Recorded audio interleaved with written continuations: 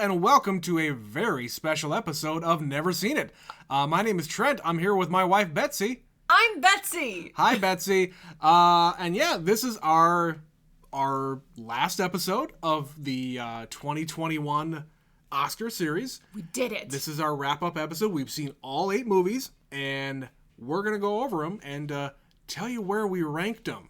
Well, 8 movies that were nominated for Best Picture. There's more than that nominated in total. Well, yes, there's that's quite a technicality. quite a few movies. So yeah, there's a lot of movies that we haven't seen, obviously. We started this podcast kind of late in the process. Normally, by the time the nominations are out, we've seen 1 or 2 or 3 of them. Yeah. And we've already had our opinions set in stone with them over time. But we did this in a very quick succession. All 8 movies. Within the course of what, 2 months? Less than that. A month. Yeah. So yeah, it's been kind of a race to the end here, but yeah, here we are. We did it. So to start off, we're gonna just go in alphabetical order here. Yeah. Betsy and I have both ranked all 8 movies, and which is something you do every year. Yeah. So the past, I think, 5 or 6 years, I've been putting together something on Facebook. And I just go through and I write up my thoughts about every single movie. And it's just a way for my brain to kind of sort through my thoughts and feelings and really give me a reason to have the opinions that I do. Because when I do those, and I suspect when we start talking about this, my opinion changes. Oh, I guarantee, or I almost guarantee that something in this ranking will shift. I don't do this. You do this every year, and yes. I don't typically make more than, I liked this one the most, I had this one was my least favorite. Right, exactly. Everything else is just interchangeable. Yeah. So I did make an effort to rank these, but as we talk about them all next to each other, I might find that I solidify something in a place I didn't initially think. Exactly, and I'm the same way. I made this list last night, just kind of haphazardly based on my gut feelings. We're going to go through these one at a time and just tell you where we ranked them. So, again, in no particular order other than alphabetical, we're going to start with The Father. So, The Father, I had ranked as my number 3. Okay. I had it as number 1. Really? Yes. So we've talked about this before. We talked about it this morning or yesterday. We rarely have the same number 1 film. Yeah. It has happened once in the past 5-6 years that we've seen all the movies. I think it's only happened once, and it happened last year. Little Women was both of our favorite movies for very different reasons.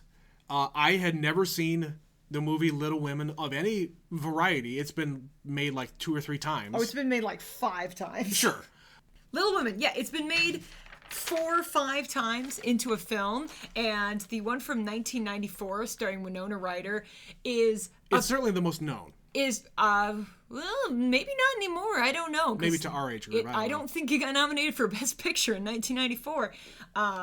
No, but it's one of those movies that people our age saw when they were kids. Fair enough. Yeah. You didn't. No. So I never watched that movie. But yeah, it was my favorite movie for a reason that was, you know what? It is a completely different movie. I never see movies like this. And I said, damn it, it was a pleasant movie. And in 2019, I really needed a movie like that. Yeah. And it spoke to me.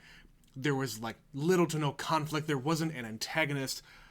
Oh my God, I just love the movie. So there's an example of when we had the same number 1 pick, but obviously this is not going to be one of those years. Yeah, and we're not going to rehash everything. But yeah, this is a why year, did you rank The Father as your number 1 this year? I think any movie that is going to pull my heartstrings in so many different directions. The acting was fantastic. Yep. I had the biggest emotional reaction that I have of any other movie, but of this group. And any movie that can get me to do that, get me to actually cry, tears, is way up there for me, because I enjoy movies that take me out of it and just plop me right into that room or into that scene, and have the regular human emotions and reactions that I would normally have in that scene. It completely sold me. Yeah. So I ranked it as number 3. It was definitely one of my favorites of the year. Anthony Hopkins. My God. Like any other year, I think this man absolutely would have and should have won for Best Actor. Yeah. I don't think this is going to be his year. I think the momentum is pushing so hard in Chadwick Boseman's direction that it's not going to happen. I was reading an article this morning where they said who they thought their predictions were of who should win and who will win. Yeah. And they said Anthony Hopkins should win for this movie. And he was tremendous. Like, this movie could have fallen completely flat with a lesser actor. He carried it the entire way. Yep. You never wanted to look away. I was just dumbstruck by how impressed I was by him. And you know, just this morning we were just kind of scrolling through HBO Max, and we saw a movie of him like holding a ventriloquist dummy. I don't remember what it was called. Like Magic? It was called Magic, I think. Of from him, 1978. Mid-1970s. And I've never seen the man as a young man, and certainly in no movies. No. So, again, if I see a movie that I really like from somebody I don't really have a lot of experience seeing him or seeing them in film, I want to go back and watch more. Well, yeah, and we talked about that this morning, too. While we were doing that scroll through HBO, we came across Amistad, which is another movie that he was nominated for. I don't think he won, but he was definitely nominated for Amistad for playing John Quincy Adams, and you've never seen Amistad.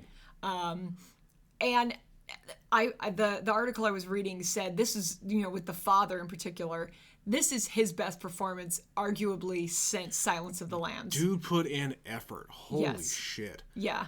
But, yeah, I can't say enough about the movie.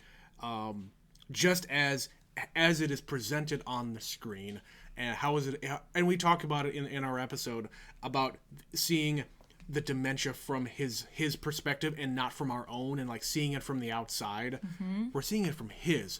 I don't know if that's ever been depicted as well as it is in this film. I was utterly confused for the first 10 minutes, but then once my brain put the pieces together of, okay, now I understand what we're supposed to be not understanding. Yeah, that was the point. I didn't know anything about this movie before we started watching it, other than, It's Anthony Hopkins, and he has some kind of mental issue. Yeah. That's what we knew. I think if I would ask people to watch any of the films this year, it would probably be this one. For the way it is shot, the way it is acted, the way it is edited. Yeah, it's a really good movie. Yeah. I don't know that I'd go so far as to say it was my favorite one, but it was one of my favorites. Yeah. And I put a lot of stock into a movie. I said this before.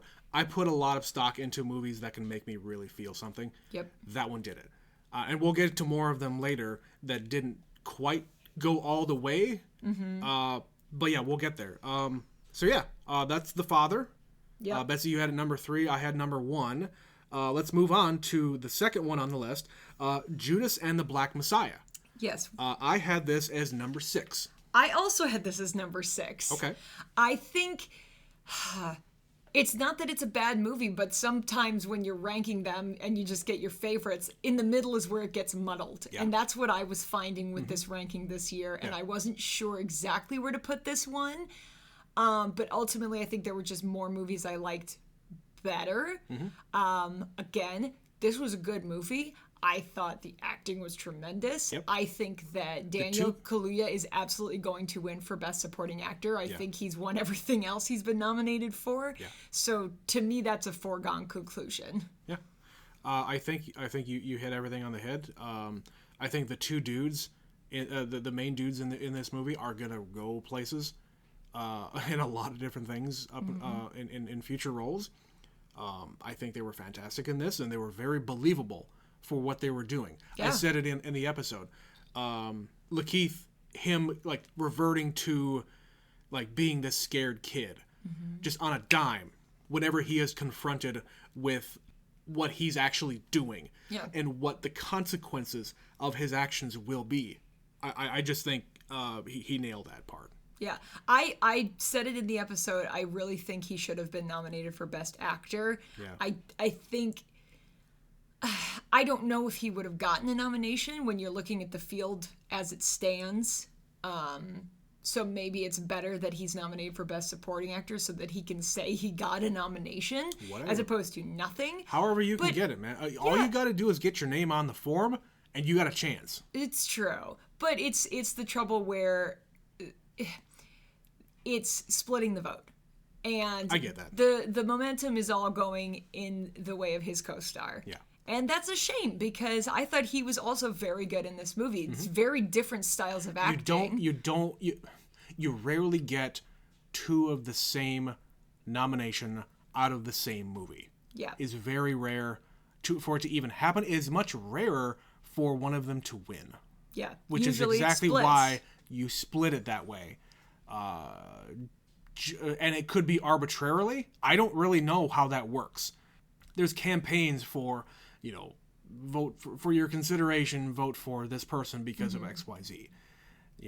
And actors and studios hire companies to promote things like that for Oscar judges. Well, and that's really unfortunate. I hate that happens. The support, that's the entire thing, though. I know. It is a popularity contest.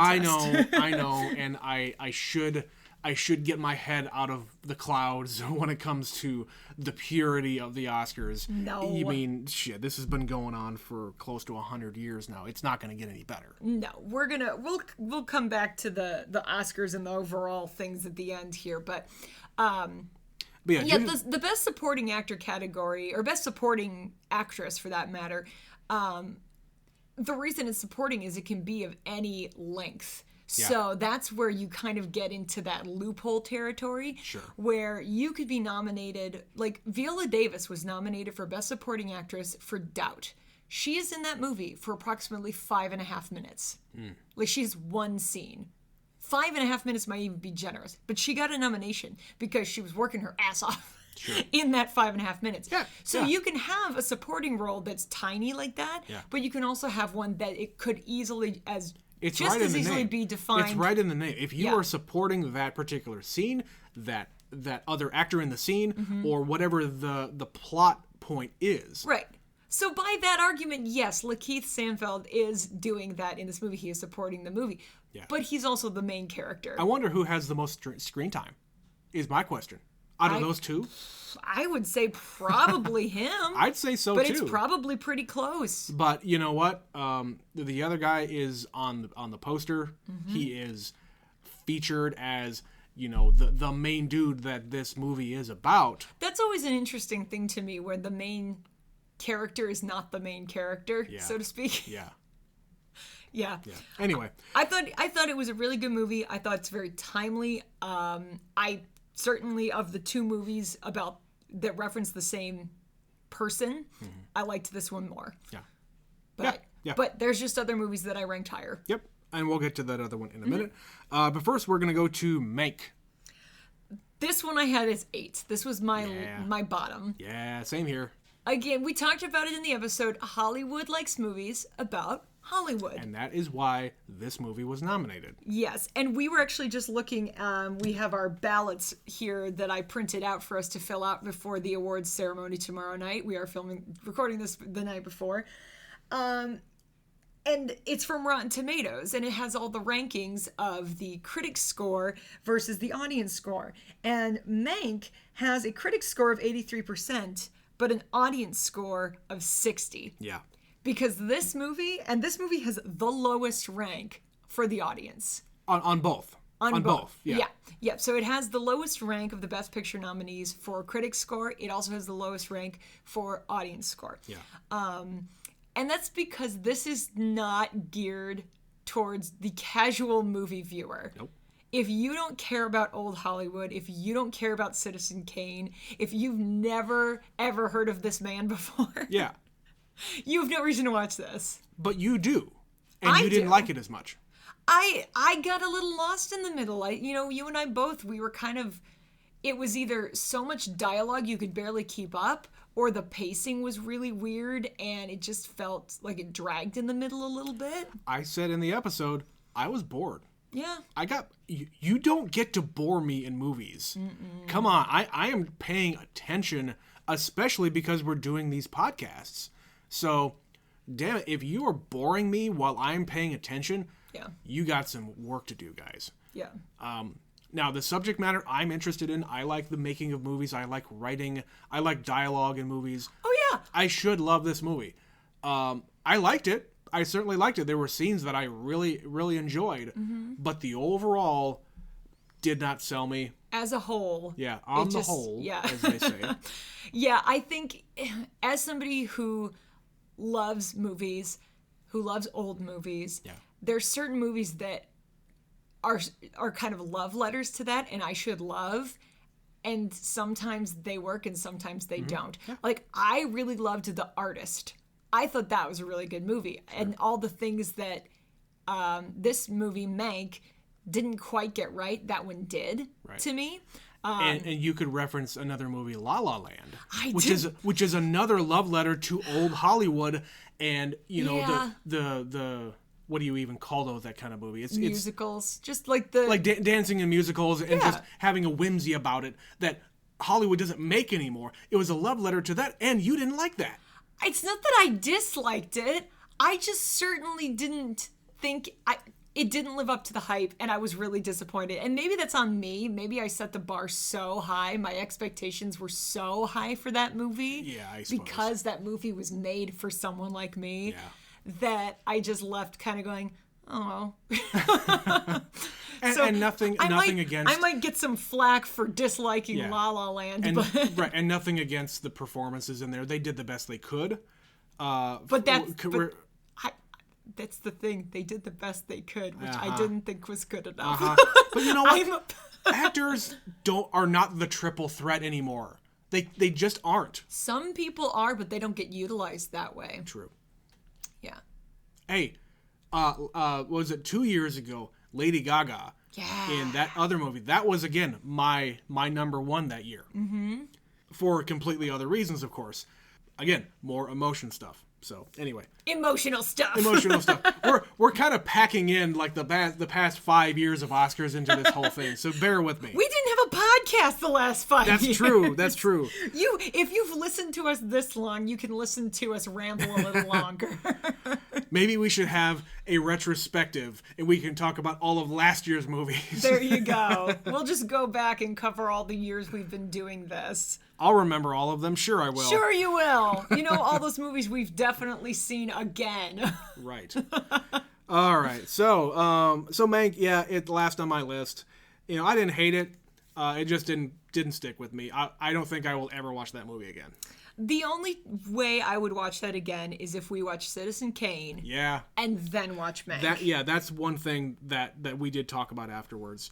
That, you know, that movie, watching that movie just made me want to go and watch Citizen Kane more. Yeah. That's it. And it's because of the way they made it. Yep. And that, you know, it's well made. I think it'll probably, Mank got nominated for the most awards. It's up for 10. Right. And it's all the all sound the and the editing and the cinematography. Yeah, all and that I'm not jazz. saying that it doesn't deserve any of those, but Best Picture. It'll win some. Yeah, Best Picture, come on. Yeah. But anyway. All right, Mank, next on our list is Minari.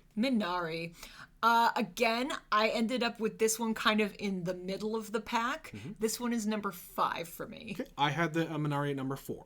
Okay, so yeah, we're pretty close. Yeah. And I think it's just because, once again, I wasn't really sure where to put this one. It wasn't my least favorite. It wasn't my most favorite. Yeah. I liked it. Yeah. Yeah, it was a good movie. I think Steven Yeun has a good future. Absolutely. As an actor in Hollywood. Give him all the roles. Yeah. Give the dude some work. I think he's fantastic. But the way the movie was depicted, it was a very low-key kind of a thing. Mm-hmm. You could even call it a low-budget kind of a movie. I wouldn't necessarily call it like an indie art house movie or anything like that, but it did have that kind of a feel. That all being said, I like the subject matter. I like the story. I like the family. I like the characters. It is a very low-key kind of a thing that I can relate to. It was nice. Yes. It was a nice movie. It's another one of those pleasant movies So go that back- you don't get enough of. Go back a few years to the year we saw Brooklyn. Yeah. Brooklyn is a lovely movie. Mm-hmm. Minari is a lovely movie. They're nice movies. They make you feel warm inside.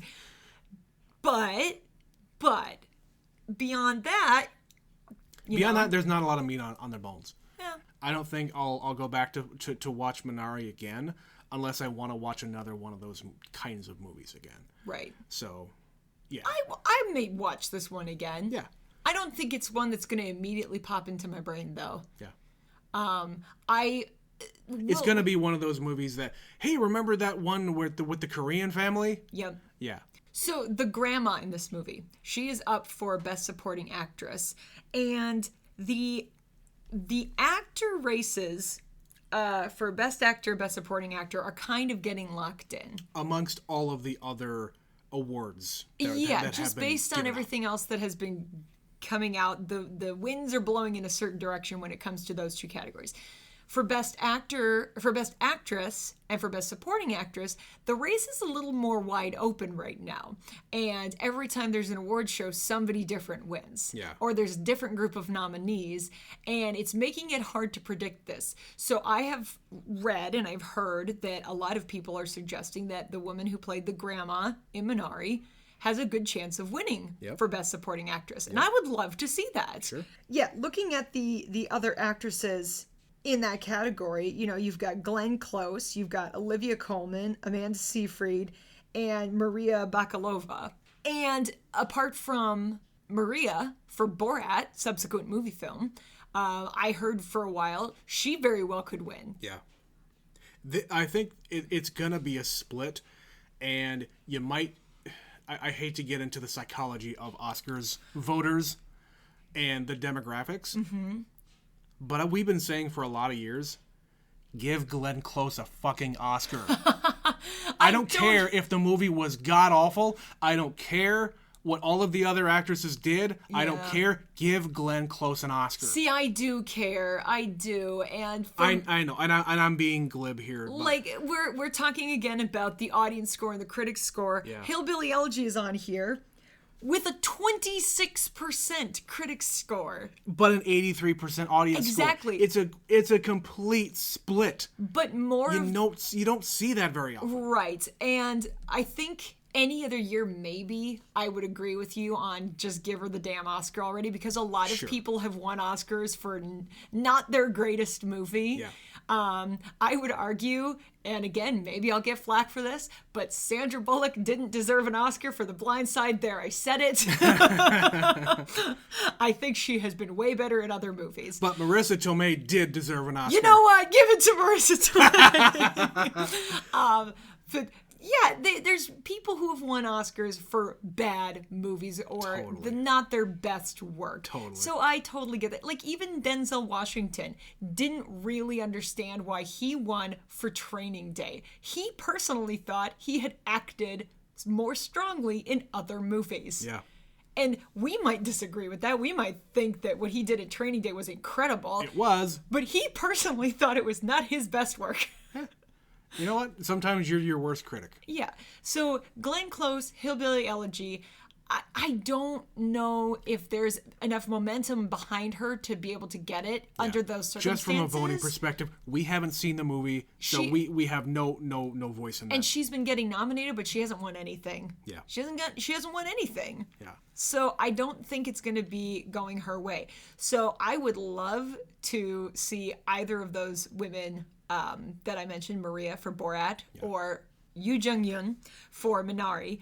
I would love to see either of them win. And if it's Grandma from Minari, I will be thrilled because I heard her referred to as the Meryl Streep of Korea. Cool. Yeah, so this is a very well-known actress Cool. in other parts of the world. Yeah. And over here, she's the grandma from Minari. Korea getting theirs. Last year we had Parasite, and hey, we'll see. We'll see. And you know, I know we talked about it the other episode too. Like, it is an American movie Maybe Brad Pitt produced this movie. This is an American movie. Yeah. If it had been a film from South Korea, it would have probably been received quite differently. Even if it was identical in every way. Maybe. It could be that, you know what, Parasite did damn good last year. It was an incredible movie. Mm-hmm. Give it a chance. Yeah. But anyway, moving on. We just talked about Minari. Now we have Nomadland. I had Nomadland at number 3. I have gone back and forth and back and forth and back and forth on this particular movie. Oh boy. And I presently have it ranked number 2. Okay. And I think it very easily could shift depending on the day and how I'm feeling. Because I had 2 movies, and we've talked about this, and if you've been listening, you've probably picked up on the ones that I liked the most. Uh-huh. I ranked this as number 2. It's a beautiful, beautiful movie. I cried buckets. Like, I cried 3 fully tears down my face, sobbing 3 times in this movie. And if I'm looking for just a gorgeous movie and something that makes me feel all the feelings, and I get to see Frances McDormand doing her thing, this is a great movie. This is a great movie. And agreed. Am I tempted to make it number 1? Yes. But if I'm being honest with myself, is it number 1? I don't think I could put it there. Hey, I was going between 3 different movies, and we'll get to the end here, but I was going between 3 different movies, and this is one of them, obviously, is number 3. Mm-hmm. I think the very fact that going back to yet another previous year, the movie Nebraska. Yep.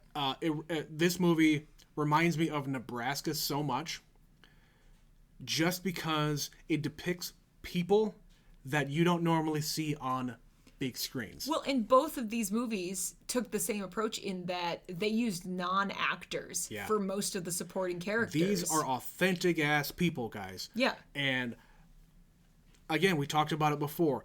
This could have been a documentary. Take the actual actors out, make a documentary, and it would have won Best Documentary, 100%. Well, we watched the every year the Honest Trailers on YouTube. They do a sequence of Oscar movies. Yeah, all the movies that got nominated for Best Picture. And the thing they said about this movie was, we put a star that you actually recognize, so you might watch this movie. Right. Because if she wasn't in it, would you care? Right. Would you care at all? If this was a documentary, would you watch it? And that's a great point. It's comedic, but it's a great point. I think having it be an actor depicting the scenes that we're looking at here, it gives it more gravitas, if you want to use a word like that. But if it was just some dude shitting in a bucket, you're not going to care. You know? Put that on the poster. Some dude shitting in a bucket. 4 stars. But I agree with everything you said. It is a beautifully shot movie. I think she is going to win for Best Director, without a doubt, in my mind. Yep. I think, again, the depictions of the real people and the real places. Mm-hmm. I was gushing in our episode where they went to fucking Wall Drug and they showed them making the donuts. They showed them in the back. They showed them in the restaurant where I've sat in half a dozen times in my life. It was just a cool scene. It doesn't make it a good movie, but it spoke to me. Yep. Because these are places that I recognize. These are people that I know in my life. Well, and to go back to touch on Chloe Zhao as the director, it takes somebody with some skill to be able to get non-actors to be comfortable performing on screen, to be performing on film. To read from a script, well, but have it be natural. I don't know how much of the script there actually was, because I think just based on the fact that most of those actors, their character name in the movie is their real name, are probably to a great extent telling their real stories. Yeah. And that's a lot easier to do than acting, but there's certainly some parts of it where they're acting. And you can get their story and then just integrate it into the script that you are writing to make it make more sense. But agreed. I think Nomadland is fantastic. It is definitely a movie I would watch again. Yes, absolutely. If for nothing else, to just see the different scenery and look at the skies and listen to the stories and go back to Waldrop. And the soundtrack. I touched on it a few times, the music throughout these different movies. Totally so. And I think if I could summon the music and it was memorable in any of them, it was this one. I just thought it was gorgeous. I thought it was piano and strings, and it was very simple like the rest of the movie, but it was impactful. I remembered it. Like I told you, I didn't remember the music in Minari. And that's probably a shame because it's probably gorgeous, but for whatever reason, I didn't pick up on it. Yep. I picked up on it in most of these other movies. Yep. And I don't know what was different. And for nothing else, you don't see depicted on screen people working regular ass jobs. Yep. She works at an Amazon warehouse. Yep. That's hard work.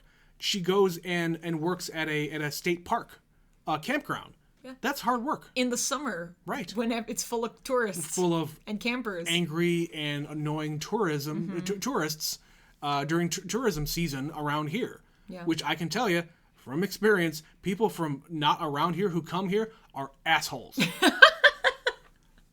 Moving on. Segue. Natural segue. Speaking of people being assholes. Speaking of people being assholes, Promising Young Woman. Betsy? If you haven't already figured it out, Trent, I have this movie as my number one. I was almost there with you. I was almost there. I had it at number 2. This is your number 2. Yes, okay. Yes. So the reason I think that I just kept coming back to this one, and I kind of hinted at this in a conversation we were having earlier today. Sometimes you see a trailer for a movie and you go, oh man, that looks so cool. Yeah. And then you go to the movie and it's utterly disappointing. And you find out, well, the trailer looked the best because they took all the best bits of the movie and put it in a trailer, ignoring the fact the rest of the movie is shit. The trailer that you showed me. So, backtrack here. When Betsy found out about this movie and there was a trailer released, she immediately sent it to me saying, you have to watch this trailer right now. I wanted to see this movie so bad. Yeah. Because it's like just the right amount of twisted. Yeah. That I love it. And then we watched it and they stuck it. They stuck the landing. Exceeded expectations. Absolutely. Carey Mulligan, I think I'm going to pick her. I think, for Best Actress. All right. Because once again, the race is pretty much open. Frances McDormand has won for things, but then at the Golden Globes, Andra Day won for Billie Holiday. Yeah. So it's kind of been all over the place for who's winning. And Carey Mulligan has been nominated one other time. She is an up-and-comer, but she is very hardworking, and she's a tremendous actress. I've heard her name a lot. I don't think I've seen anything else she's in. No, I went through the list with you, and I don't think there was anything. I didn't see anything, but I've seen her in so many things. So many things. She was in Doctor Who. She was in a... Of course she was in Doctor Who. Because every Brit in the world has... Olivia Colman was an alien in Doctor Who with no lines. She opened her mouth and had fangs. That sort of thing. I don't watch Doctor Who. I watch Doctor Who, but Betsy does all the time. Shut up. Doctor Who's amazing. It's weird. But yeah, Carey Mulligan is on a classic episode of the newest iteration of Doctor Who. And she carries the episode. She's in it more than the Doctor is. So it's very memorable to anybody who knows Carey Mulligan. If they've seen Doctor Who, they know who Carey Mulligan is. Yeah. She was in the 2005 Pride and Prejudice that Keira Knightley was in. She's one of the sisters. Okay. She's also she was nominated for An Education. That was the first movie she was nominated for, and she's roughly our age. She's, she's totally. Definitely a contemporary. I just thought she was amazing in this movie. I thought the way it was filmed was awesome. I thought the message was impactful for all the reasons that you thought it made you wildly uncomfortable. I was cheering.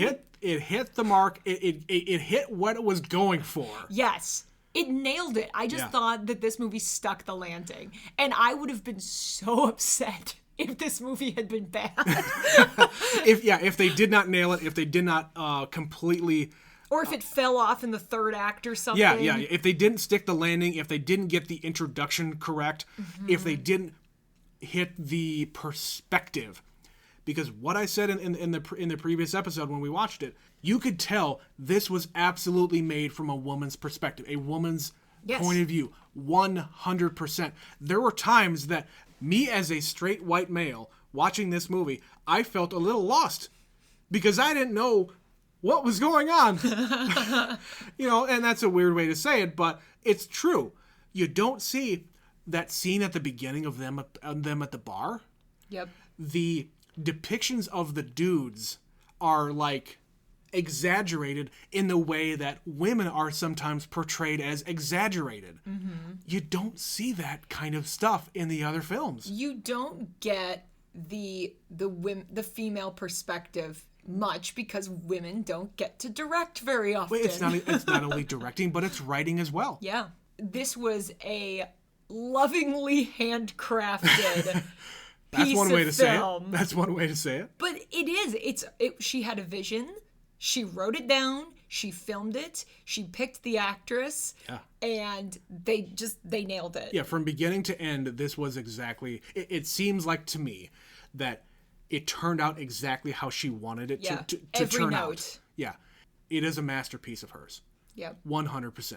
And I think if she were to look back at this 20 years later, she would still maybe think that that's her best movie. Yeah. I hope she has a lot more movies, not even necessarily like this, but just from her own mind. Give me something, give the movie-going audience something else to look at. I mean, you got these fucking people complaining that movies these days, they're not made for the wide audience. You mean men? White men. Straight white men. you mean that all movies have to be for you? No, not every movie has to be for you. No. Not everything has to be catered to you. Just because you have money in your pocket and you want to go to the theater, doesn't mean that every single movie is going to be something that you want to see. I'm of the opinion, make the movie you want to make. Yeah. Who gives a shit who it's for? It's for you. Yeah. And there are people like you who will want to watch it. Right. And everyone else can go away. Who cares? Yeah. And I think I said it back in the episode. This movie got made. Holy shit. Mm-hmm. Holy shit. I mean, I get any kind of hesitation from a studio for making a movie like this, but good God, the balls on them to say, you know what? Yeah, let's make a revenge movie from a woman's perspective. A woman in her, mid-30s, you think? Yep. A woman in her mid-30s to go out and fuck up men. Yeah. For being terrible. Yeah. Giving them their comeuppance as they so sorely deserve. So rightfully deserve. Yeah. Yeah. Whoever greenlit this movie, good on you. But yeah, I think it's one of those movies I kind of immediately wanted to turn around and watch it again. Yeah, yeah. And I still, as we're talking about it now, I'm like, damn it, I want to go watch that movie again. When does it come out? Can I own this movie yet? Again, I think we've talked about it for all of them so far. We'll say it again. I might actually buy this movie. Yeah. Yeah. We rented a lot of movies this year instead of seeing them in the theater, which we normally do. Right. But we don't buy a whole lot. No. Like, we have to know we're going to watch a movie many times. And I think I am going to see this movie many times. Yeah. And going back to, us feeling emotions. Yeah. You're rooting for the main character in the movie. You want to see her successful. But damn, did I get a kick in the ass, or in my case, a kick in the balls, at the very end. We're not going to get into spoiler territory here, but holy shit, that last scene with her just make me feel like, just even now sitting here, I'm recalling what happens and I'm squirming in my seat because of what was happening, and it was happening to her. Yep. And I did not like what I was seeing. Yep. So, woof. Woof. All right, here's a question for you. So we were talking about best supporting actors. Yeah. And it can be any length of a scene. Recall the scene with Alfred Molina. We talked a lot about that scene when we watched this movie. Yeah. If, I would say that is a performance that would be worthy of a nomination. Ooh. For the one scene he's in. Yeah. It made the tone of the movie change on a dime. On a dime.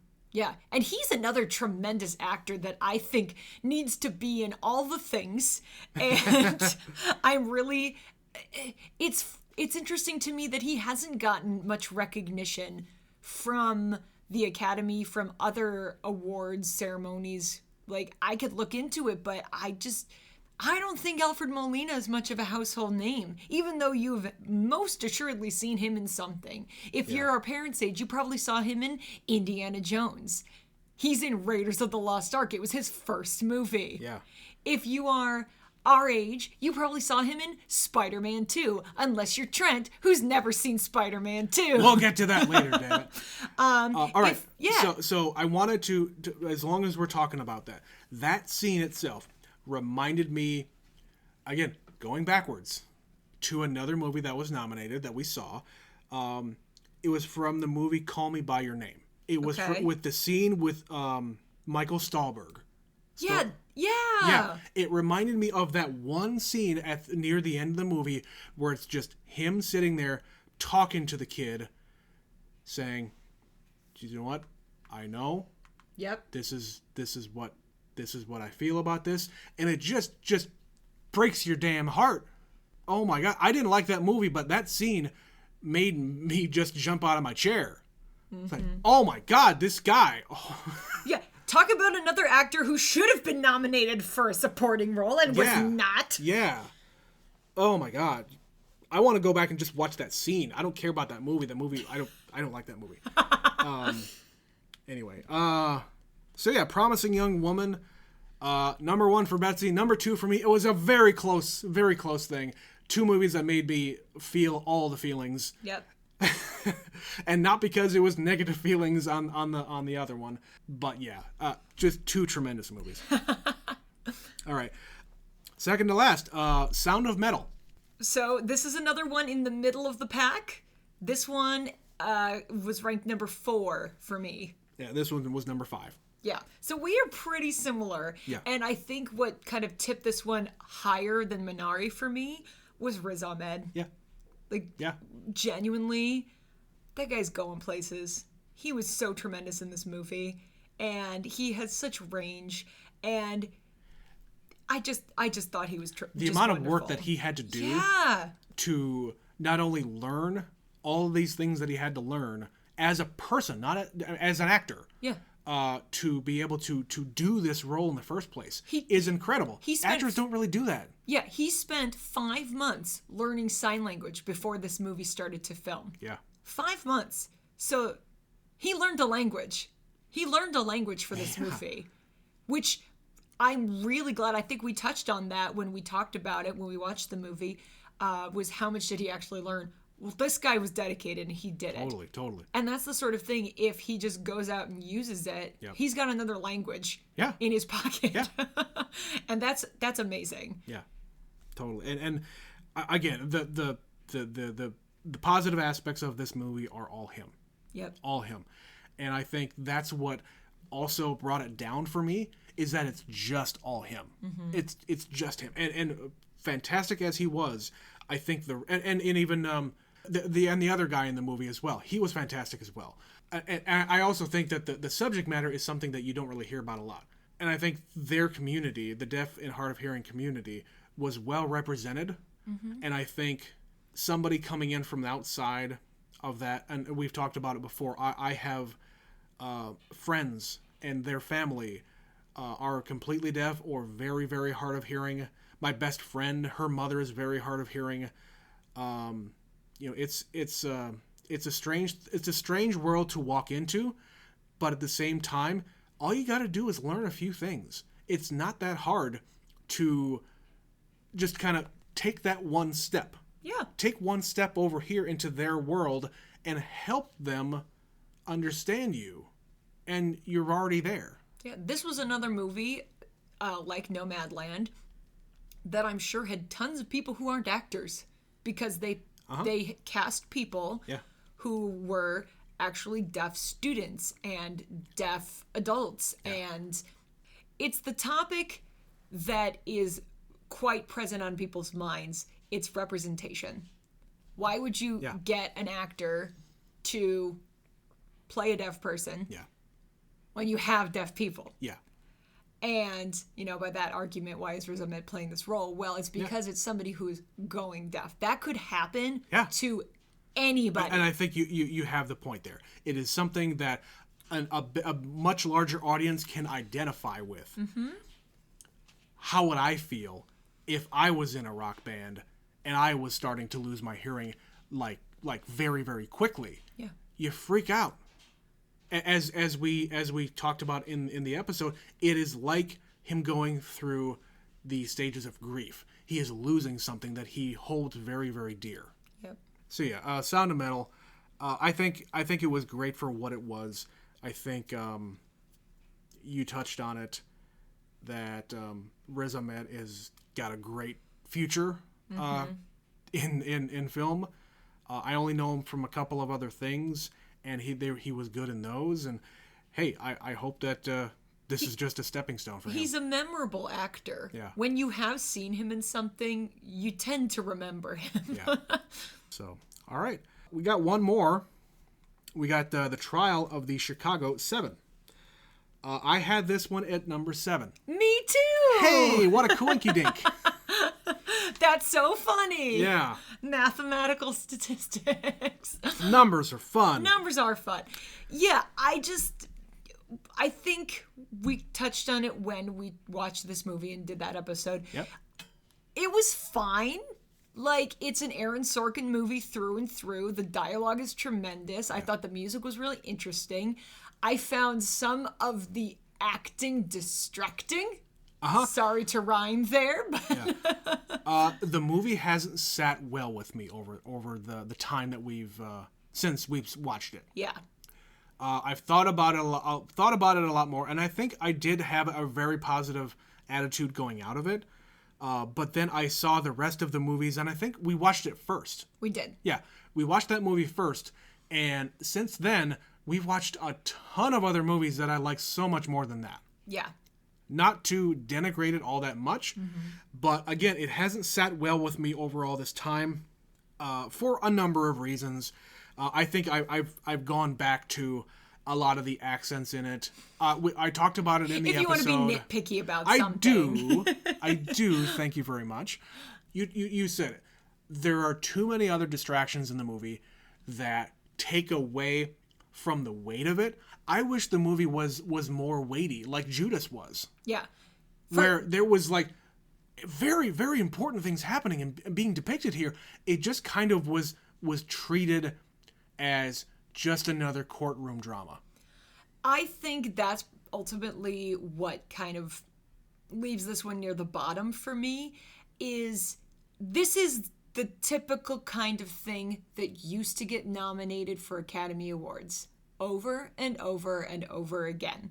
This is the old school, old style Academy Award bait. Historical dramas. Yeah. Yeah. It doesn't if you want to drill it down to just a genre film, I hate to even bring that term up, but it is. Yeah. It doesn't mean it's a terrible movie. No. It's not a bad movie. No. We sat through it and we enjoyed it. And we like Aaron Sorkin. Yeah. I think another thing that hurts it is that it came out the same year as Judas and the Black Messiah, because it is dealing with similar, it's the same city, it is the same time, it has one of the same characters portrayed, and one of them just did it a lot better. Yeah. One of them deals with the real shit. It was a much deeper dive in Judas, and Yeah. this one was kind of a surface level. It didn't focus on any one of the characters because there were so many of them. Yeah, they didn't go very in depth to any of them. They gloss over it so fast at the beginning. Like, here's who these people are. You barely know their names by the end of the movie. Oh yeah. How many times were we recording this one where you kept calling one of the characters the wrong name? Yeah. That got edited out, but Yeah. I will tell you, one of the movies we watched, Trent kept referring to one of the characters with the wrong name. Yeah. That's how little the movie made an impact. Yeah. And I'm pretty sure it was this one. I think you're right. Yeah, I'm pretty sure it was this one.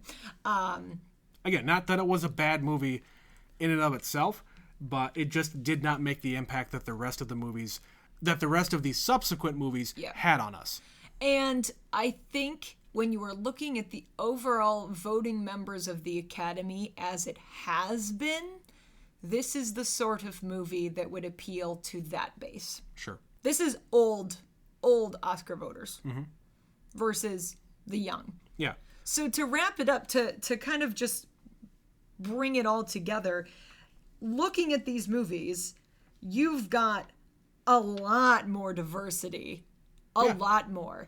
Different audiences, different perspectives. Different voting members of the Oscars. Yep, the directors, the writers. Yeah. This is a very diverse group. And that's cool. That's very I cool. like that a lot.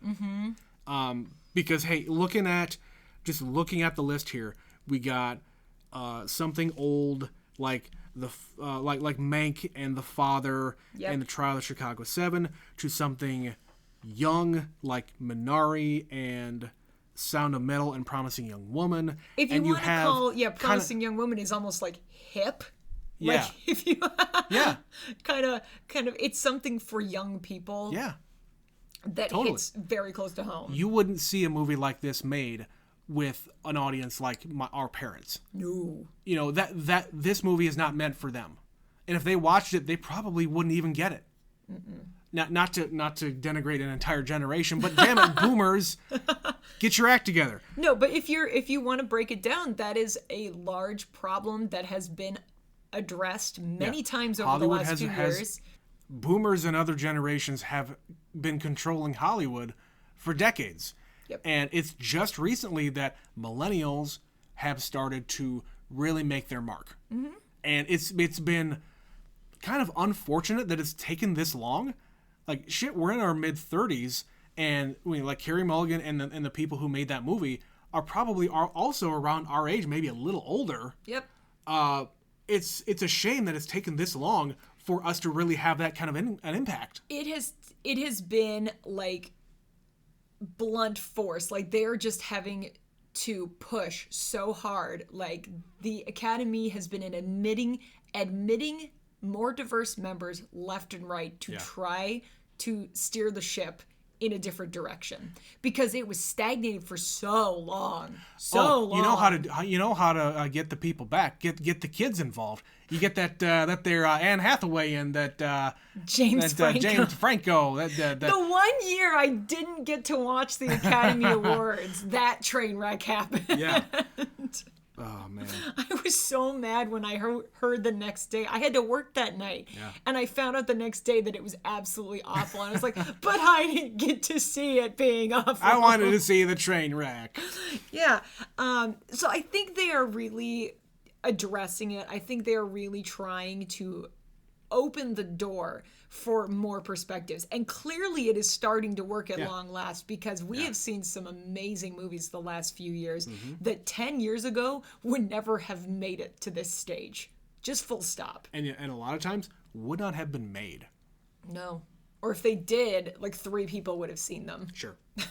They would have gotten a much smaller budget, or it would have been a student film, or a very much an indie film that you would only see on IFC, things like that. So I am delighted that a movie like Promising Young Woman got made in the first place, and then that it got such a hype around it. That trailer came out, and you and I were hyped to see it. Yeah. I really wanted to see that movie because I'd never seen anything like that before. Holy shit, this is a revenge movie from the female's perspective that isn't total trash. The only other time I know of this is Kill Bill. Yeah.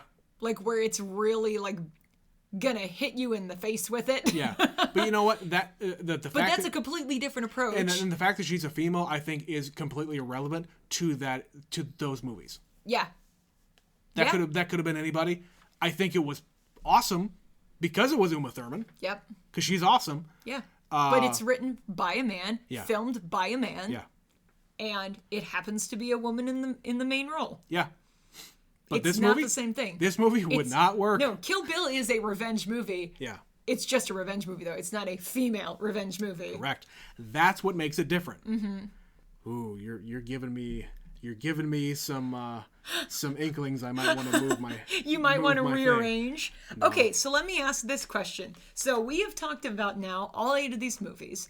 We have talked about our favorite movies, but that's not quite the same thing as who's actually going to take home the big prize. So I kind of touched on it a little bit, but one of the changes that has happened recently in the Academy voting is preferential voting.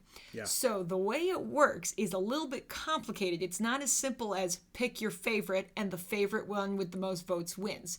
You pick your favorite, your second favorite, your third favorite, and so on. Ranked choice. And then they take all of those, and if the movie that was ranked third, like if your third favorite movie was ranked the number 1 the most times, that one wins. It is kind of utterly bizarre voting, but it's to try to give other movies a chance. Now, sometimes it works out really well that a movie is so powerful it just sweeps. Parasite was one of those movies. If it was just pick your favorite, I don't know if Parasite necessarily could have won. Maybe it would, maybe it wouldn't. But enough people thought that movie was amazing that it won. So it's kind of, a ranking of averages to pick the most average movie. You could also think about that as not necessarily a popularity contest, but how many voters actually watched the movie. Yeah. The actual quantity of voters who watched each movie. Because I've heard stories that, you know what, like especially for like some of the animated movies, the voters don't watch all the movies. No. They can't be bothered to watch all these fucking movies. We haven't watched all these movies. We're going to pick things, but we're not in the Academy. Exactly, Who cares? exactly. So there are 8 movies here. It kind of comes down to access. If every single voting member got access to it, if every single voting member Listen, had... if we can access all these movies from South Dakota, Yeah. the Academy members surely could find some time in their not Yeah, very and- busy and schedules these- right now. Yeah, right, no shit. And like the stories that I heard about that were from a long time ago, before Yes. streaming and on-demand You stuff had to was available. send copies of movies, Yes. like physical, like tapes and DVDs to people's homes. Screeners. Yes. Remember that, guys? Screeners? So I read something this morning that made me a little nervous, and I hope it's not the case, because I remember a couple years ago when Green Book won Best Picture and I wanted to throw things. Green Book was not the best picture that year. No. It just wasn't. So the thing It was I read... fine, but... It was fine, but it was not the best picture. It's that old Hollywood thing. Yep. But because enough people had it as their number 1, it law of averages beat out other movies in a year where the vote was split. Okay, Yeah. fine, whatever. This year, the thing that I read was the Trial of the Chicago 7 is the one they think could have that effect, because enough people like you and me will say, well, I loved Promising Young Woman. Well, I loved Nomadland, and then the vote gets split so much that something else takes the prize. Yeah. And the reason they said it might be Trial of the Chicago 7 was at the SAG Awards, it won Best Cast. Now, the reason they thought that was telling was because Parasite won for Best Cast last year. I did stop and think about this, though, and when you look at the other movies nominated for Best Picture, there really isn't an ensemble happening here. It is one guy, one woman, a small group. It's like 3-4 people. You're right. And so I think I'm not going to put a whole lot of weight behind that theory.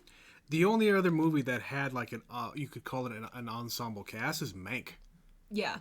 You know, even then, that's not much. That's a lot of known actors in that movie, and none of them really stood out. No. So I don't know if I would put much weight into that, but it does make me pause. It's an interesting thought. It makes me pause and think about it because it is this preferential voting.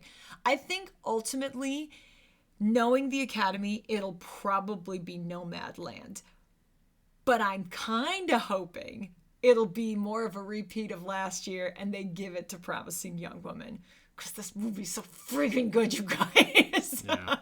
But this is a lot to choose from. And I could easily see any of these movies being someone's favorite. I can see that.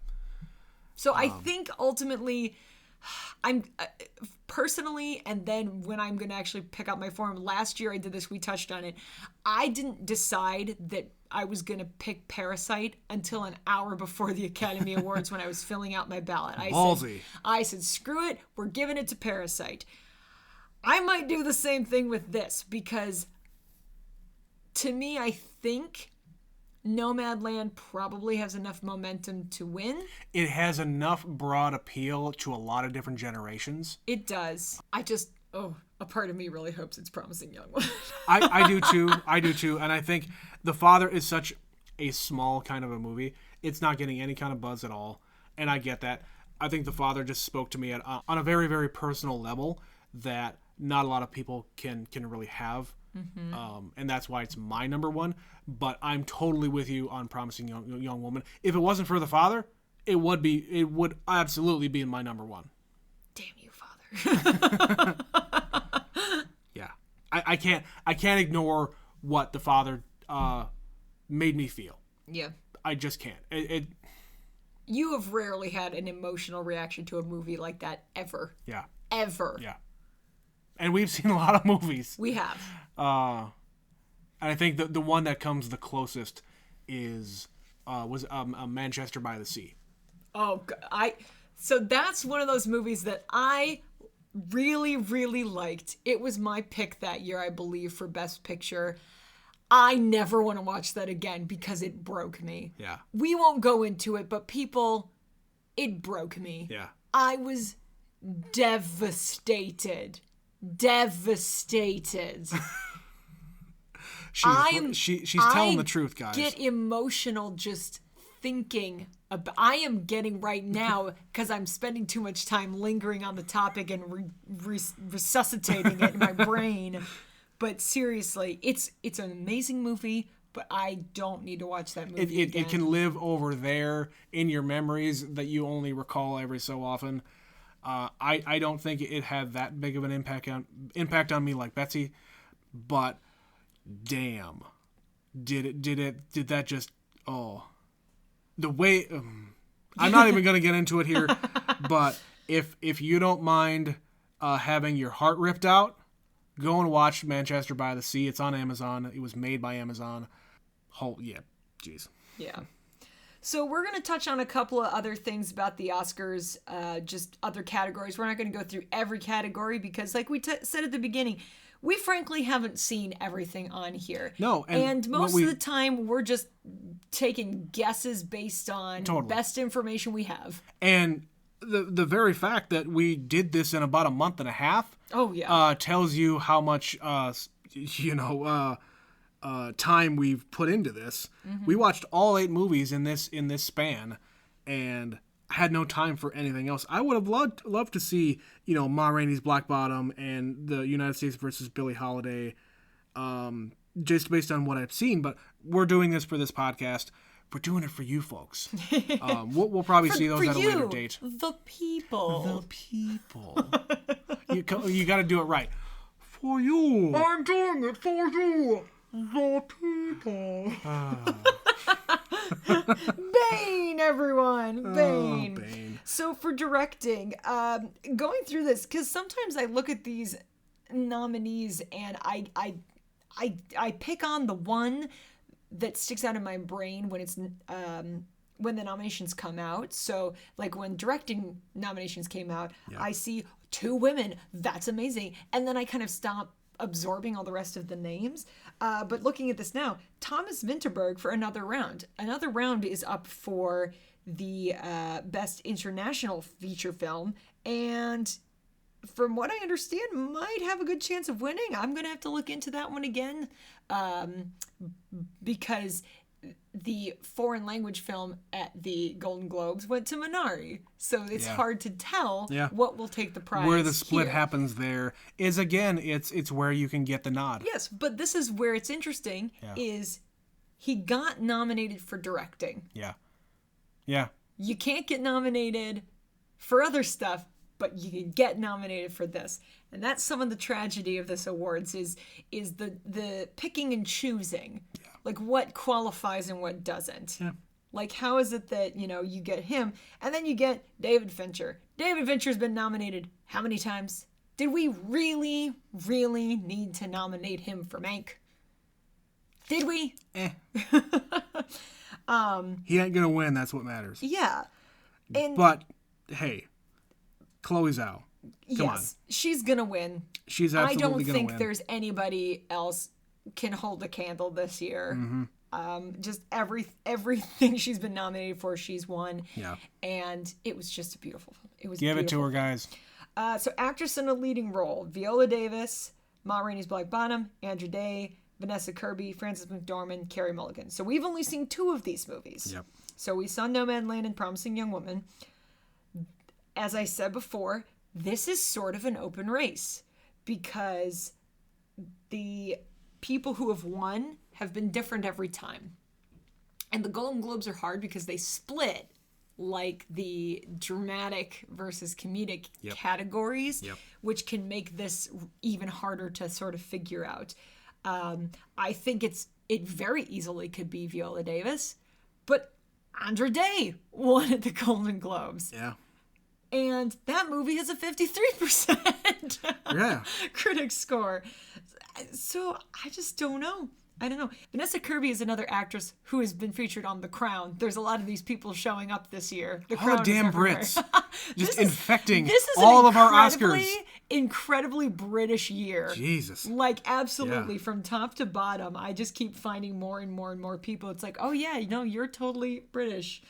I think I'm probably still going to go with Carey Mulligan because it's a wide open race. I'm just going to pick the one I want to win. Yeah. And if I fill up my ballot properly and I do as well as I did last year, it'll be great. But it'll probably be another one of those where I get about 4 right and the rest wrong.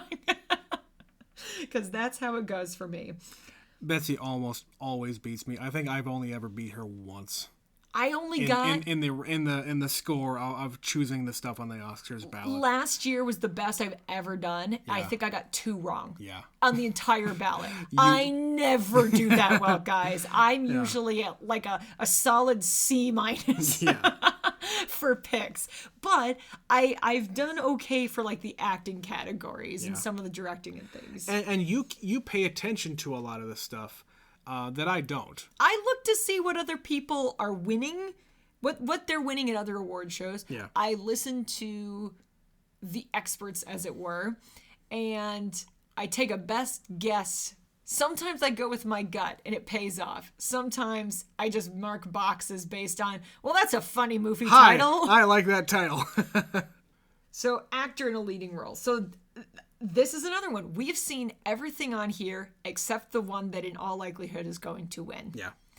And we talked about that, the posthumous nomination and win is one of these things that, it doesn't happen that often, but when it does, more often than not, it does go to the deceased person for whatever reason. What is incredibly talented. He had a great, great future in acting. It's just fucking tragic what happened to him. So when last year we were sitting watching TV or something and you being on Twitter, you just went, oh my God. And I said, what? Chadwick Boseman died. And within about 30 seconds, I was crying. Yeah. And I will tell you guys, I had no idea that I even cared that much about Chadwick Boseman. Like, when I heard he died, I was devastated because it was just a tragic, number one, way to die. Yeah. And just a loss. And I think the reason, apart from his death, that he is getting so much acknowledgement for this movie in particular is they realize the struggle that he was going through. He was thin. Yeah. He was very, very, very sick when he made this movie. He made this movie while being sick and nobody knew. And he pushed through and he delivered a powerhouse performance. Yeah. And this is all just based on what I've heard about it. I haven't even seen it. And I'm like, oh, yeah, no, he's going to win. But if you also look compared to the other ones, like I said, the only other one that I think holds a candle when you put them all next to each other is Anthony Hopkins. Yeah. And Riz Ahmed. And yeah. Those three. I mean, nothing against Gary Oldman or Stephen Yeun, but they were both they were both great. I love Gary Oldman. Gary Oldman is one of my favorite actors. Yeah. The dude can play anything. He can, and he can disappear into characters. Yeah. He can be funny and scary and dramatic. Also, he just got his a few years ago. He did. The man should frankly have been nominated many more times and probably won many more times. Yep. This is not his year. Yep. Not this movie. And Chadwick Boseman probably would have been nominated had he not passed. Sure. But I think Oscar voters being Oscar voters, they're going to give it to him anyway. Yeah. They want to... It's the thing where they want it to be a symbol of how much they cared about him, but it's also, it's talent. Like, I have walked out of movies going, oh my God, give that man an Oscar. Sure. Like, Heath Ledger 100% deserved to win when he won his posthumous Oscar. Yeah. That was an incredible performance. Uh-huh. And if Chadwick Boseman in Ma Rainey's Black Bottom is remotely similar in quality to that, then yeah, give no problem. The man the Oscar. And again, this is us talking talking, not seeing the movie. So that all being said, we're basing it on other people's reactions to it. I would like to see it eventually, but in this case, if he does get it, regardless of how well he was in the movie, and I'm sure he was, it's possibly for his future work. All of the good work that he was bound to have done that we never in his get to career see that we now. never get to see now. Give it to him, give it to his family for the work that he could have done. Yep. And that's about all you can really say to it. So actress in a supporting role. We touched on it a little bit, but we've got Maria Bakalova for Borat, Glenn Close for Hillbilly Elegy, Olivia Colman for The Father, Amanda Seyfried for Mank, and Yoo Jun-yoon in Minari. And I don't know what's going to happen here. No. Like, Olivia Colman is also very good in The Father. Yeah. Olivia Colman also got an Oscar. She don't need an Oscar. I love Olivia Colman. But when I just wanted her to win. I want her to win to go give another acceptance speech. I don't know what's happening here. Being totally shit-faced. Yeah, especially because she's up against Glenn Close again. Yeah. Because she won over Glenn Close. Yeah. And she's like, Glenn, I didn't want this to happen. Glenn, no. Oh. I don't think we have to worry about that this year because, as we said, I love Glenn Close. I think she's tremendous. I think she deserves all the Oscars. Eventually, she's gonna get one, even if it's honorary. She's gonna get one. Yeah. But not for this movie. I don't think this movie has enough behind it. Not enough people saw it, and the people who did thought it was kind of crap. They thought it was hammy and just a lot of overacting. I don't even know what the hell it's about.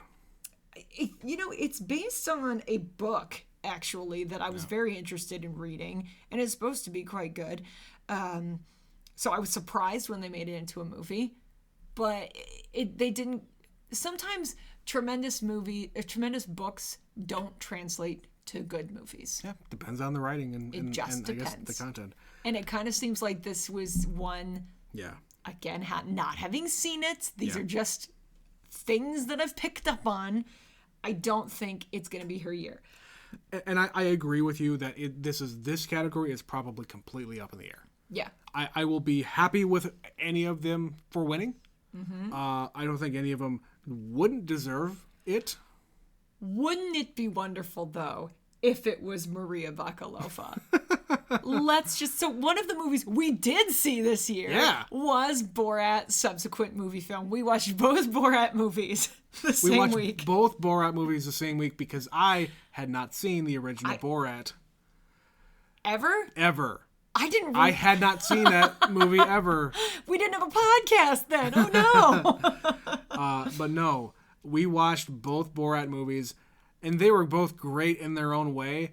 But yeah. When she started getting all these nominations, I'm like, oh my gosh, I love this. Really? That's awesome, but really? Well, and it begs the question, like, is this just a result of a wonderful performance, or is this the consequence of a strange pandemic year? Would she have gotten the nomination? I know it's hard to speculate in that regard. I hope that it would be enough for her to just get it on her own, because she's never done a movie before, and she had to improvise 2/3 of this movie, and she's speaking, what is it, Hebrew? I don't know. I believe that what they're speaking is Hebrew when they're supposed to be speaking. I think you're right. Kazakh. Yeah, Sacha Baron Cohen is. I think he is speaking Hebrew. She's from Bulgaria, I think, and she's never acted, and she's improvising, and she's speaking a language she probably doesn't really speak. That is hard work for any actress. If you had Glenn Close trying to be all of those Glenn things. Close could have pulled it off. But yeah, with that being said, now that I've said that out loud, I kind of want her to win. Just as kind of an absurd cherry on the year to flip 2020. to flip the table over and say, fuck it, we don't care. Yeah, and she's also, do they put the you had to be in the same room with Rudy Giuliani. You Right. deserve an Oscar. Do they put the name of the movie on the award? Do they just That's say, what I want to know. because do they just say Best Actress in a Leading Role 2021, or do they say the name of the movie? Because there's 109 characters or something insane on the title of Borat, title. subsequent movie film, make delivery of bribe to glorious previous, whatever it's called. Something like that. Yeah. It's so long. So we'll see. I think it's probably going to be either her or Yoo Jung-yun, I apologize, for Minari. And I would be happy with either of them. But who knows? It could be split either way. Yeah. And then I don't think we need to spend a whole lot of time talking about actor in a supporting role, because it's going to be Daniel Kaluuya. Yeah. He's won everything he's been nominated for. Yeah. Everything. And, Sacha Baron Cohen for Trial of the Chicago 7, he was fine. He was fine. I think you said when we watched it, he was the most distracting one of them all, because what is his accent? I don't know what his accent is. Yeah. I was so happy that Leslie Odom Jr. got nominated, because I like him. I just do. I haven't seen this movie. I just like him as a person. So I'm happy for him. Sound of Metal. He gets to have his name read. Yes. Yeah. Sound of Metal, Paul Raci. You said when we watched it, I really hope this guy got nominated. And I said, yeah, he did. You're like, oh, good. Yeah. And because he's got a lot of weight to his performance. Dude is deaf. Yeah. You don't see a lot of real deaf actors in movies, period. No. Especially given prominent roles. No. Yeah, one time it's happened in the 80s, Marlee Matlin won Best Actress for Children of a Lesser God. Okay. And she's the only deaf actress to, I think, even be nominated, let alone win. And she won. Cool. So yeah, good for her. And then Lakeith, we've talked about Lakeith. He's so good in that movie. Yeah. Yeah. So I think overall, this is a really diverse year. I think it's a really good year. I think it's a great year. Yeah, I'm excited. The awards are gonna be weird tomorrow too, because they are not doing the Zoom wherever you are kind of thing. I think they are Oh, having. that stuff is so awkward. I hate it. I think they are having 2 locations. Okay. Because they are spacing people out. Yeah. But they are meeting in person. So this is going to be a weird awards show. A very strange night. But I'm excited to see it. We'll see. So we reached out to our friends and family and our listeners, and we kind of asked what their thoughts are about the Oscars, and were there any movies that we haven't talked about, that we haven't watched, that they thought would be worth our time to explore, or was there anything that they thought deserved to be nominated and got completely snubbed? And we did get a couple of responses. Yay. So Luke told us the most underrated movie of the year was for sure Swallow. Brilliant, uncomfortable, and fire. And I had to look this movie up. So Please, Trent, have you ever tell heard me. of Swallow? I've heard that it is a name of a movie. Thank you. That's about it. Okay, I also did not know this movie. I don't know what this is until this was mentioned to us. All right. Hunter, a newly pregnant housewife, finds herself increasingly compelled to consume dangerous objects. As her husband and his family tighten their control over her life, she must confront the dark secret behind her new obsession. Good God.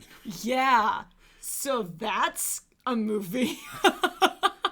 That is definitely something that I wouldn't have. It's like that fucking TLC show, My One Weird Obsession, come to Yeah. life. Yeah, they made a movie. Yeah. So we may have to investigate Jesus. this one, because that comes from somebody I personally know who I would take their recommendation. Sure. All right. We also got an email from a super fan, I would call her. Our super fan. Super fan, Stephanie. Hi, Stephanie. She writes about just all the Oscar films in general. I have been watching the Best Picture, Screenplay, and Acting nominated films more than us this year. Not sure if I'll finish, since I don't really want to spend $20 on movies that will make me cry, LOL. Yeah, I didn't really like spending the $20 either, but hey, it's for you guys. It's for the folks. I watched Ma Rainey's Black Bottom, The United States versus Billie Holiday, and One Night in Miami in the past week. I definitely think these 3 are worth your time and definitely on topic as far as FBI and police being crappy to people of color. Plus, the acting is fantastic. And she says, of course, P.S. I feel like I'm famous. You read my email on your podcast. Well, You are famous. We read 2 emails on our podcast, Stephanie. Yes, and we love you too, Stephanie. Thank you for emailing and continuing to be a fan. Yeah. You have any more, Betsy? Yeah, we also got a response from one Jeff. One Jeff.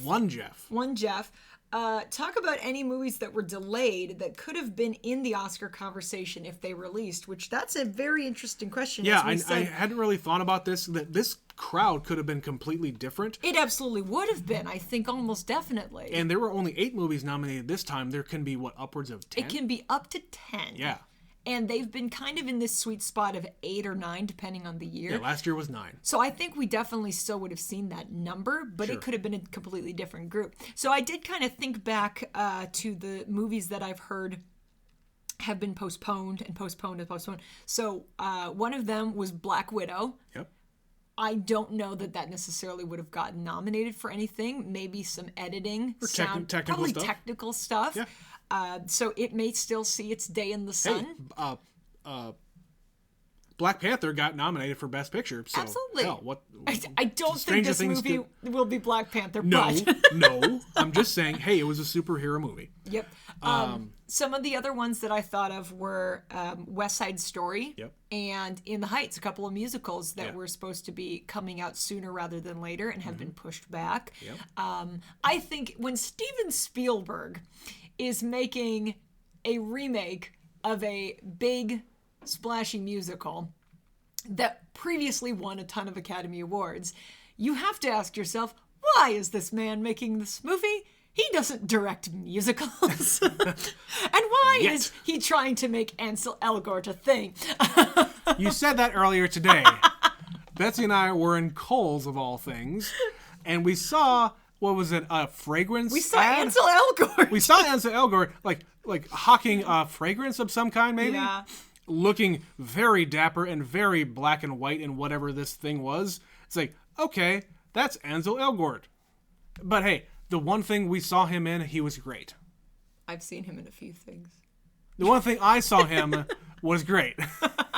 But yeah, he's starring in a musical.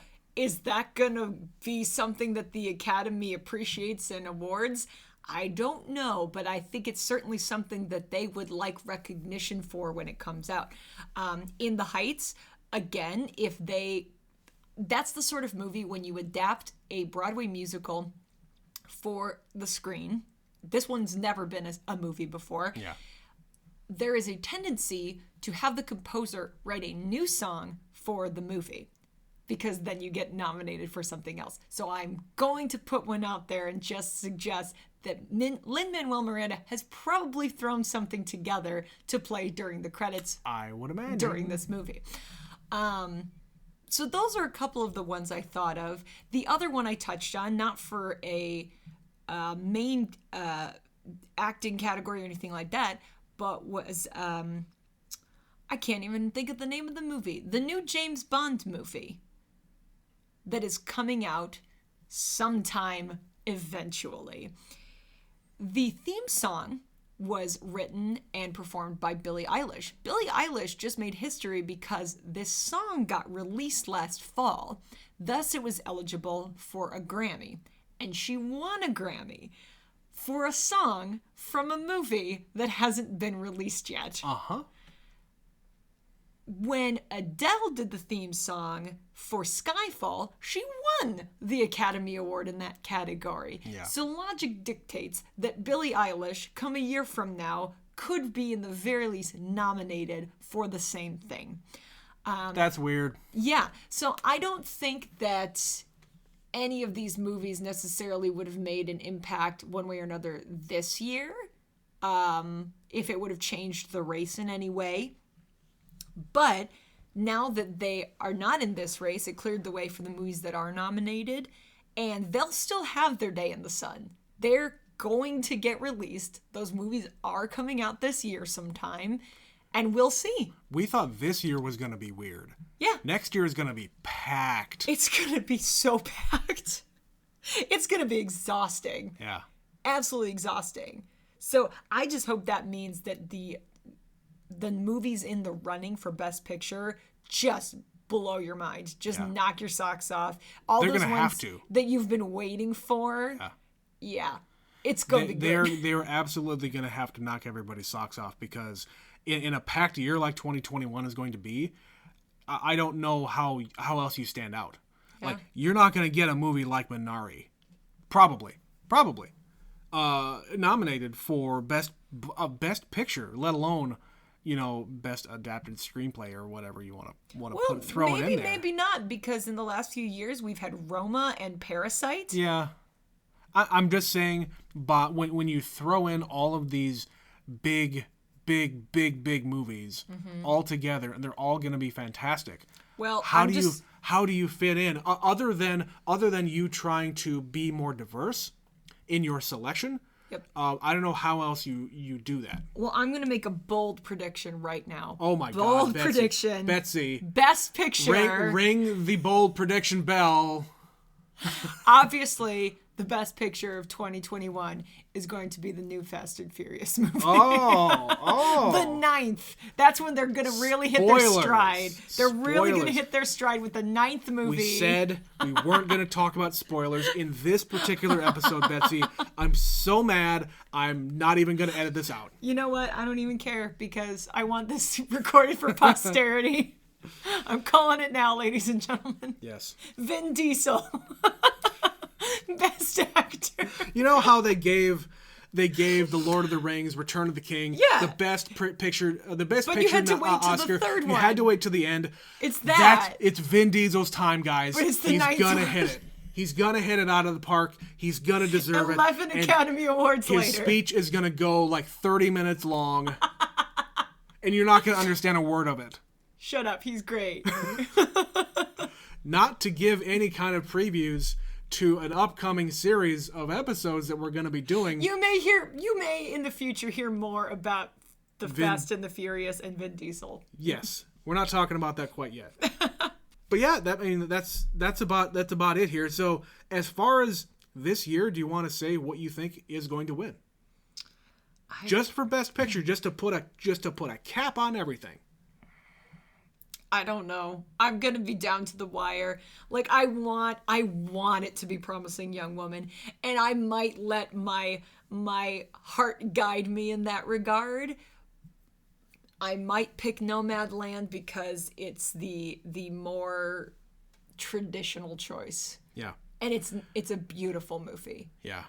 I think I'm torn. I'm split. I'm very torn between what I'm torn between what you said before about the trial of the Chicago 7 being that kind of a spoil sport. Whatever you want to call it. It's that kind of a movie. It's a historical drama genre film that people seem to like, but people also still have some problems with it. I just think it's enough of a juggernaut that it could just surprise some people and disappoint a lot of people. I think that's my pick for who's going to win, even though it's my our number 7. Yeah. And it's happened before where like a movie that like Green Book, like it was not anywhere near our top and that won. Yeah. It's like, what? Have I scared you now into thinking I think you did. I think you did. It's very possible. But you know what? The movie that I wish would win is actually Promising Young Woman. Not because it's my favorite, but I really, really want that kind of punch in the gut to Hollywood and everybody else. Like, fucking make more movies like this. Yeah. That's what I want to see. I don't want that kind of movie. I want this kind of movie. Thank you. Yeah. Thank you. Yes. So that's what I hope will happen. So there you go. Oscars 2021. We made it to the end. Yeah, we did it. So we're going to be getting this out hopefully tomorrow sometime before the awards. Yes. So you can have a chance to see if we are completely wrong or completely right on all of these different categories. That's it. We talked about this before. Our opinions are infallible. This is our opinions. Vin Diesel, Best Actor 2022. 2021. Because we're actually reviewing the 2020 season right now, you see. Oh. Yeah, so we've probably been saying it wrong the whole time, but it's fine. It's confusing. You have it for the next year. Whatever. So Trent, tell the people what kind of ways they can find us and talk to us and tell us their thoughts about these movies. I say this every week, and by every week I mean every episode. I say this every episode, and I don't really see a lot of you folks out there. Except our fan. I know you're there, our super fan, Stephanie. We love you. But damn it, you need to get on this, guys. Go follow our Twitter page. We're going to announce pretty much everything that we're going to be doing from this point on on our Twitter page. Email us. We love getting emails. There's a couple emails in here that I haven't even read on the show yet, but we love them. Thank you for sending them in. But I want to have you guys email us and just talk to us. Talk to us about movies. We love talking about movies, so that's why we're doing this podcast. That's the whole point of this. We just like talking about movies, guys. Yeah. We want to talk to you about movies. Yeah. So I want to hear what you guys think about just this Oscar year in general. I want to know what you think about the podcast in general. I also want to know. Yeah. But yeah, email us at neverseenitpod@gmail.com and follow us on Twitter, neverseenit_pod. So yeah, that's it for the Oscars for this year. From this point on until next Oscar season, we're going to be doing what we set out to do in the first place, which is whatever we want. Which is whatever we want. We are going to watch movies that one of us or neither of us have ever seen. We're gonna get belligerent about this too. Yes. I'm gonna make you watch the things I've been trying for 10 years Almost. to get you to watch. Yeah. And same here. There are movies that Betsy has not seen. Lucky me. I made just as a complete aside here. I made Betsy watch a movie that I know is a bad movie. I fully admit is a bad movie. I made her watch the movie Hard Rain with Christian Slater and Morgan Freeman. It is about a town, a very small town that floods because of like torrential downpour rain, and the dam breaks. Of course, the in dam the town, breaks. And there's a heist. It's a heist movie. It's about. Just to spoil the entire plot of Hard Rain. This movie you don't need to watch. No. I will tell you from experience. No, you really don't. But damn it, you need to watch it. No, you really don't. It's an armored car. There's an armored car. And they car. rob the armored car. As it is on its way out. Christian Slater is the armored car driver, and Morgan Freeman works with his co-driver as an accomplice. Ed Asner is the other guy who dies in the heist. They are chasing each other through a high school on jet skis, guys. Yeah. It's terrible. Oh, it's so good, though. This is what I've committed to. The love of my life is going to make me watch those movies. And other movies, come on. It's true. They're not all going to be like that. No, but, you know, they're going to be good. We may regret this in 5 minutes. We're going to see. Yeah, and hey, we've got a plan to go out for quite a while, so you're not gonna get sick of hearing from us? Yes, we will. You will get sick of us, and you're going to love it every minute. Yes. But yes, that has been our Oscar special. We'll see you next time on Never Seen It. I kind of want to play some, like, get off, stop talking music now, like they do in the Oscars. I'm going to play you off. I'm the one editing this podcast, Betsy. You can't play me off. You can't play me off, Betsy. I'm going to finish.